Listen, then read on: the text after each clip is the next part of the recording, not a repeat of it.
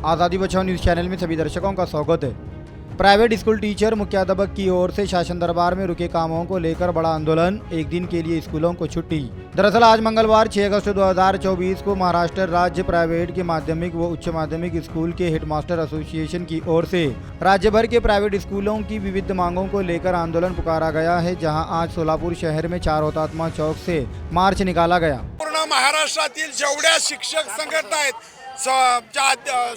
संस्था चालक संघटना आहेत, शिक्षकेतर कर्मचारी अशा 27 संघटनांनी मिळून अनेक मागण्यासाठी या ठिकाणी आम्ही मोर्चा शासनाला जाग येण्यासाठी काढलेला आहे। आमच्या 15 मागण्या आहेत, त्यामध्ये 15 मार्च 2024 ची मागणी आहे, संच मान्यता रद्द करावी त्यांनी काढलेल्या ज्याप्रमाणे 1 नोव्हेंबर 2005 पूर्वी लागलेले आणि नंतर 100% आलेले आमदारांना बोलवून घेतलं ह्याच्यावरती तोडगा काढण्यासाठी।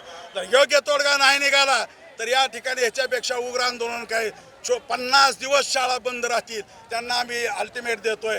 त्यांनी अनेक योजना फुकट वाटायला लागलेत लोकांना, पण त्यांना आणखीन कळेला शिक्षणाला किती महत्त्व द्यावं। देशामध्ये प्रेफरन्स हा एज्युकेशनला असतो, पण ह्यांनी तो शेवट दिलेला आहे।